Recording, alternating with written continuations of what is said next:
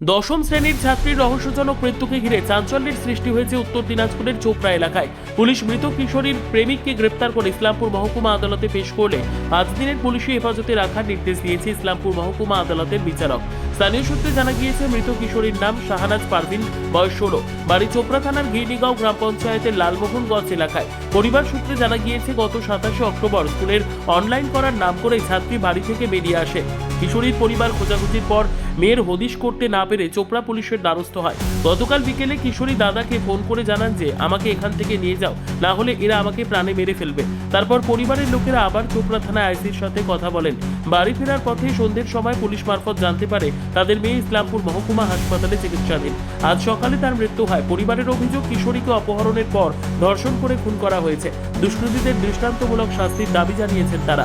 খুনের অভিযোগ মানতে চায়নি মৃত ব্যক্তি। পুলিশ মৃতদেহের ময়নাতদন্তের পর মৃতদেহ পরিবারের হাতে তুলে দেওয়ার পাশাপাশি ঘটনার তদন্ত শুরু করেছে চোপড়া থানার পুলিশ। কি আপডেট রয়েছে?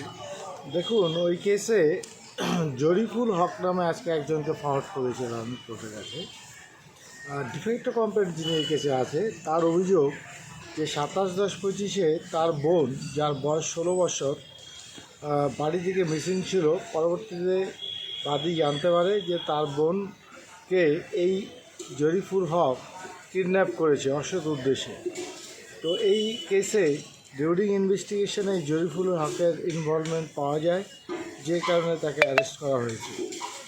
এই কেসে যেটা ফরওয়ার্ডিংয়ে উল্লেখ করেছে আরও, যে ভিজি বাই হ্যাঙ্গিং সুইসাইড করার অ্যাটেম্প নিয়েছে এবং তিনি অ্যাডমিট আছে ইসলামপুর এইচডি হসপিটালে ক্রিটিক্যাল কন্ডিশনে। তো আজকে আয়ের তরফ থেকে জরিফুল হকের 7 days পিসিপিআর চাওয়া হয়েছিল, সেটা লালপুর 5 days পিসিপিআর অ্যালাউ করেছে। না, ওই অসৎ যে কথাটা উল্লেখ করা হয়েছে, এখানে কি কি বোঝানো যেতে পারে? এটা দেখুন, এটা পার্ট অফ ইনভেস্টিগেশন। সবে ইনভেস্টিগেশনটা তো শুরু হলো, তো ইনভেস্টিগেশনটা প্রোগ্রেস হলে বোঝা যাবে যে কিসের অভিযোগ। যে মারা তো মনে হয় গালাটুকু টুটি চুপে মারা হলো। আচ্ছা, বাড়ি থেকে 27 তারিখ থেকে ও লাপাতা ছিল। 2 তারিখে আমাকে বললো, 1 তারিখে বললো কি আমি সোনাপুরে আছি, এখান থেকে আমাকে নিয়ে যাও, না হলে আমাকে মেরে ফেলবে। নাম হচ্ছে, ছেলেটার নাম হচ্ছে জরিফুল, বাবার নাম হচ্ছে ইসমাইল। আচ্ছা। আমি অনেকটা খোঁজা পাইনি। কাল চোপড়া এসেছিলাম, ওখান থেকে পুলিশ বলছে দাসপড়া যাও, ওখানকার পুলিশ।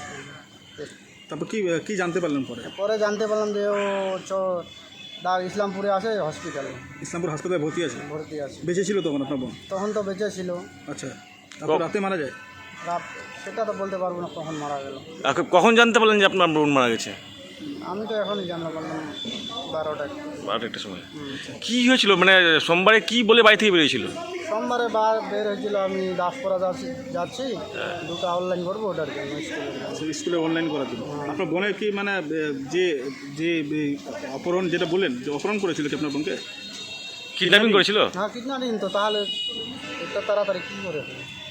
যে কিডন্যাপিং করেছে তার সাথে কি কোনো পরিচয় ছিল আপনার বোনের বা কোনো কিছু? সেটা তো বলতে পারবো না, ছিল কি না ছিল না। আচ্ছা, তো পুলিশকে আপনার মিসিং ডায়েরি করলেন, কমপ্লেন করলেন, পুলিশ কোনো পদক্ষেপ গ্রহণ করেনি এতদিন ধরে? পুলিশ বলেনি, বলে খোঁজাখুঁজি করো 2টা দিন, দেখি আমরা খুঁজতেছি, লেকিন ওরা তো খুঁজতো। ব্যুরো রিপোর্ট, উত্তর বাংলা সংবাদ।